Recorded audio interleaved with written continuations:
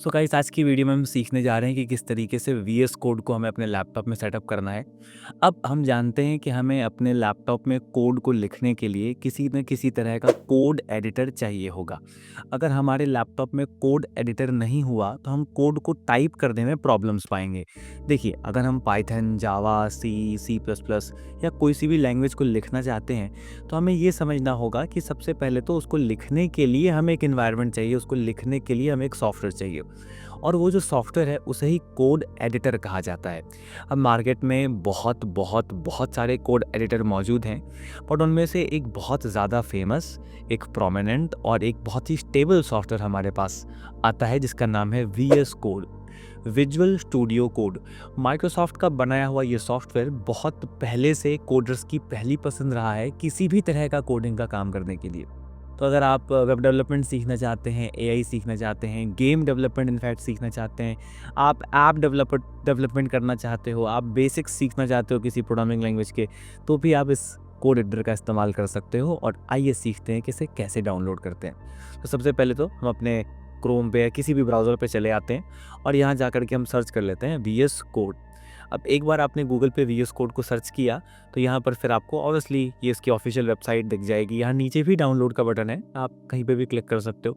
और जैसे ही आप यहाँ पर आएंगे आप देख सकते हैं कि आपको यहाँ पर 3 ऑप्शंस देखने को मिल रहे हैं और depending on your operating system आप चूज़ कर सकते हो। अब अगर आप विंडोज़ इस्तेमाल कर रहे हैं तो आपको ऑब्वियसली विंडोज़ पे क्लिक करना है।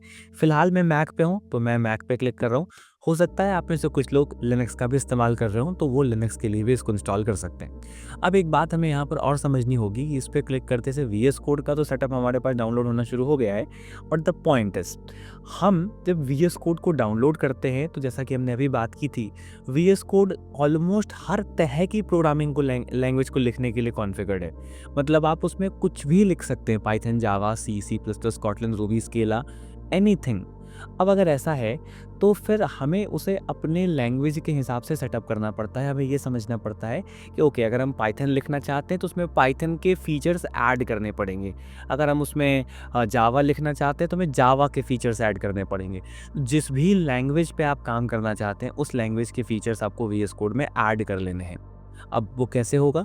तो एक बार जब वीएस कोड डाउनलोड हो जाएगा ऑब्वियसली, उसके बाद आप इसे नेक्स्ट नेक्स्ट करके इस तरीके से ऑब्वियसली खोल सकते हैं। तो ये यहाँ पर इस तरीके से आ गया है और मैं डबल क्लिक करके इसको यहाँ से भी स्टार्ट कर सकता हूँ। और अगर मेरे पास यहाँ पर जो वीएस कोड है वो पड़ा हुआ है पहले से, तो मैं उसे वहाँ से भी खोल सकता हूँ, तो कोई प्रॉब्लम नहीं है। ये जब आप वीएस कोड को ओपन करेंगे तो कुछ इस तरीके का इंटरफेस आपको सबसे पहली बार देखने को मिलेगा।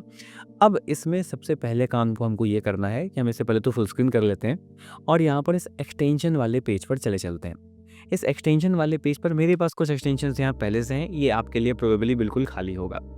अगर आप एक वेब डेवलपमेंट का काम करना चाहते हैं तो आपको उस तरह के एक्सटेंशंस डाउनलोड करने पड़ेंगे, और अगर आप जावा, पाइथन, सी, सी प्लस प्लस को लिखना चाहते हैं तो आपको उस तरह के एक्सटेंशंस डाउनलोड करने पड़ेंगे।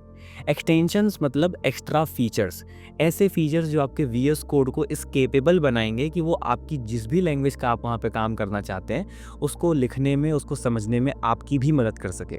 आपने देखा होगा जब भी हम पाइथन या जावा या सी, सी प्लस प्लस को लिखते हैं तो वहाँ पर अक्सर सजेशंस आ रहे होते हैं, या कई बार हमें कोड को रन करने से पहले ही उसके बग्स वगैरह भी पता चल जाते हैं। तो वो सारी चीज़ें वीएस कोड तब जज कर पाता है जब आपके लैपटॉप में उस लैंग्वेज का कंपाइलर होता है और आपके वीएस कोड में उस लैंग्वेज के सपोर्टिंग एक्सटेंशंस होते हैं।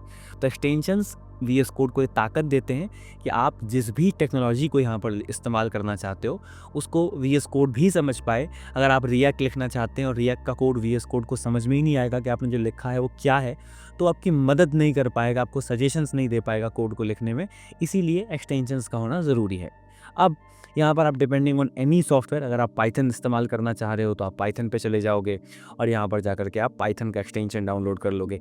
याद रखेंगे कि this is not the compiler, ये कंपाइलर नहीं है। कंपाइलर अलग से डाउनलोड करना पड़ेगा, ये एक्सटेंशन है, ये लैंग्वेज सपोर्ट है। वीएस कोड आपको सजेशंस दे पाए, ये वो है। ओके, अगर आप जावा लिखना चाहते हैं तो आपको जावा का एक्सटेंशन पैक डाउनलोड कर लेना चाहिए। तो जस्ट सर्च जो भी आपको चाहिए और उसके हिसाब से फिर आप यहाँ पर काम कर सकते हो। तो लैंग्वेज सपोर्ट फॉर जावा आप देख सकते हैं, इनफैक्ट आपको जावा का पूरा एक्सटेंशन पैक मिल जाएगा, आप इसे भी डाउनलोड कर सकते हो। अब यहाँ पर अगर हम वेब डेवलपमेंट की बात करें तो यहाँ जो चीज़ हमें डाउनलोड करनी चाहिए उसका नाम है लाइव सर्वर। तो यहाँ जा कर के हम लाइव सर्वर को कुछ इस तरीके से सर्च करेंगे। अब ये लाइव सर्वर हमारी मदद करेगा हमारे लिखे हुए HTML, CSS और जावास्क्रिप्ट से जो चीज़ें हम बनाने वाले हैं, जो फ्रंट एंड पर हम काम करने वाले हैं, उन्हें हमारे ब्राउज़र पर दिखाने में। तो अगर हम अपने HTML को अपने क्रोम पे, अपने एज पे, अपने फायरफॉक्स पे, अपने ब्राउज़र पे रन करके देखना चाहते हैं, तो हमें इस लाइव सर्वर नाम के एक्सटेंशन की ज़रूरत पड़ेगी। तो ये हमें इंस्टॉल कर लेना है, नथिंग मोर देन दैट। कुछ कमाल के एक्सटेंशंस होते हैं जो हमारी थोड़ी बहुत मदद कर देंगे, कई बार कुछ फ़नी एक्सटेंशंस भी होते हैं, कई बार कुछ एक्सटेंशंस ऐसे ही थोड़ी बहुत छोटी-मोटी मदद करने के लिए होते हैं, जैसे मटेरियल आइकन, प्रिटियर या इस तरह की चीज़ें, पर हम उन पे आराम से आएँगे। फ़िलहाल जो ज़रूरी है हमने उसे सेटअप कर लिया है। इसके बाद VS के कोड की कुछ सेटिंग्स जो मैं आपको सलाह दूँगा कि आप ज़रूर ऑन कर लीजिए। ये आपको बिल्कुल यहाँ पे एक गियर का आइकन यहाँ पे आपको इस तरीके से दिख रहा होगा, आप मेरा माउस यहाँ पे देख सकते हैं। आपको इस पे क्लिक करना है और ये रही सेटिंग्स। अब ये विंडोज़ और मैक में बिल्कुल सेम है, एक्सटेंशंस भी बिल्कुल सेम है, तो उसमें कोई अंदर नहीं आने वाला है। अब यहाँ पर आप देख सकते हो कि कॉमनली यूज्ड, जैसे ही मैंने सेटिंग्स को खोला, सबसे पहले यही आ रहा है कि सबसे ज़्यादा इस्तेमाल होने वाली सेटिंग्स क्या है। VS कोड उन्हें खुद ही ऊपर दिखा रहा है आपको, और ये आपके लैपटॉप पर भी बिल्कुल ऐसे ही आएगा। अब यहाँ आपको एक सेटिंग दिखाई दे रही होगी, which is called auto save. इस ऑटो सेव की सेटिंग का मतलब होता है कि जब भी आप अपने VS कोड में कोड को टाइप करोगे, कोड टाइप करते करते करते करते वो कोड ऑटोमेटिकली सेव होता जाएगा। आपको कंट्रोल के साथ S कभी भी नहीं दबाना है। तो आप बिना कभी भी किसी सेव की कमांड को दिए हुए यहाँ पर चीज़ों को सेव अपने आप करवा पाएंगे। आप कोड लिखेंगे, वो अपने आप सेव हो जाएगा। तो ये बाय डिफ़ॉल्ट इस तरीके से ऑफ होता है।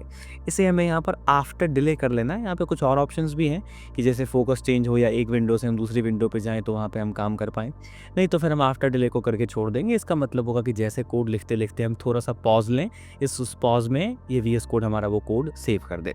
This is important. फ़ॉन्ट का साइज़ अगर आप चाहें तो कम-ज़्यादा अपने हिसाब से कर सकते हैं। फिलहाल तो 16 ही इट इज़ गुड। और यहाँ पर जो सर्च करने का ऊपर आपको ऑप्शन दिख रहा है, हियर इट इज़, यहाँ मैं एक चीज़ सर्च कर सकता हूँ, दैट इज़ कॉल्ड ज़ूम।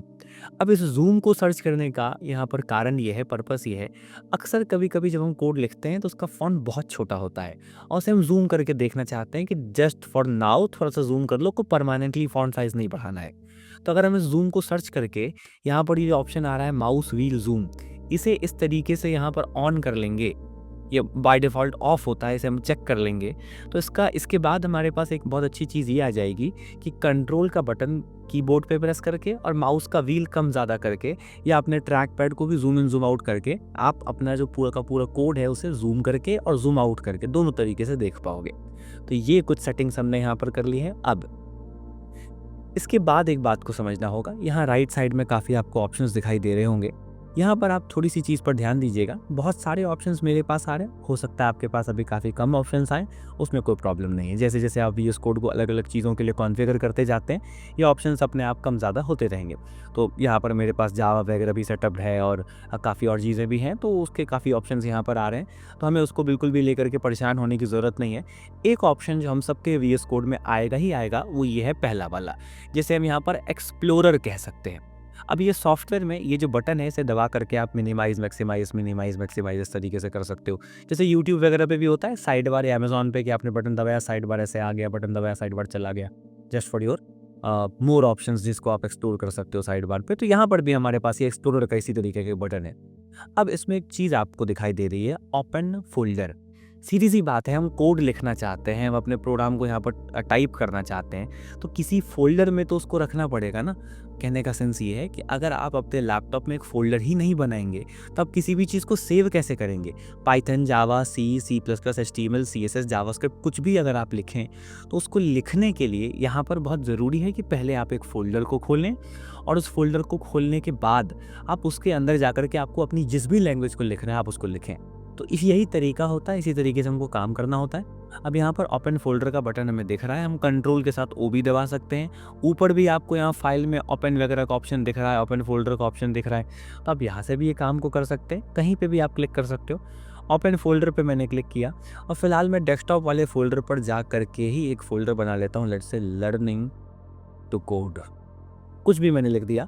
वैसे तो हमें कोशिश करनी चाहिए कि फ़ोल्डर्स के नाम हम स्मॉल रखें और बिना स्पेस वालों चीज़ों को ही हम रखें तो बेहतर है, बट ठीक है, फ़िलहाल के लिए हमने लर्निंग टू कोड यहाँ पर एक फ़ोल्डर बना लिया है और ओपन पे मैंने क्लिक कर दिया। ओके, अब जिनमें आप में से जो लोग पाइथन या जावा लिख रहे हों या सी लिख रहे हों, तो मैं आपको एक सलाह दूँगा कि आप पाइथन ही नाम का फ़ोल्डर मत बनाइए, जावा ही नाम का फ़ोल्डर मत बनाइए। लर्निंग पाइथन, लर्निंग जावा, इस तरह की चीज़ें को बनाइए, वरना चीज़ों में कभी-कभी क्लैश होने की भी कुछ संभावना हो जाती है। तो वो कंप्यूटर कन्फ्यूज़ हो सकता है कि जो पाइथन आपने डाउनलोड किया है उसमें और जो अभी-अभी आपने पाइथन का फ़ोल्डर बनाया उसमें क्या कुछ सिमिलैरिटीज़ तो नहीं है।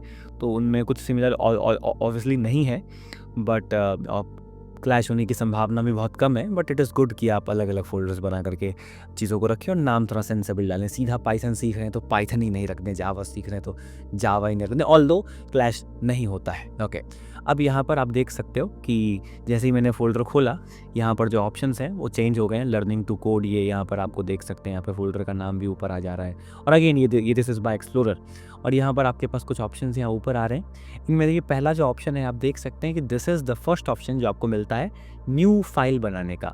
ये एक फ़ाइल बनाने का ऑप्शन है जहाँ पर आप देख सकते हो कि जैसे ही आप क्लिक करोगे, इस पे क्लिक करने के बाद ही आप जिस भी लैंग्वेज पे काम कर रहे हैं आप उसका नाम लिख दीजिए, आपका काम हो सकता है। फॉर एन एग्जांपल हमें HTML की फ़ाइल चाहिए, तो main.html यहाँ पर हमने लिखा और एंटर का बटन हमें दबाना है। हम बाहर क्लिक भी कर सकते थे। फॉर एग्जांपल मैंने कहा main.java, मैन नहीं, प्रोबेबली माय बैड, तो main.java, और मैं इस तरीके से बाहर इस खाली एरिया पे भी क्लिक कर दूंगा तो भी काम हो जाएगा, तो नॉट अ बिग डील। और इस तरीके से यहाँ पर हम जिस भी लैंग्वेज को लिखना चाहें उसका यहाँ पर काम कर सकते हैं।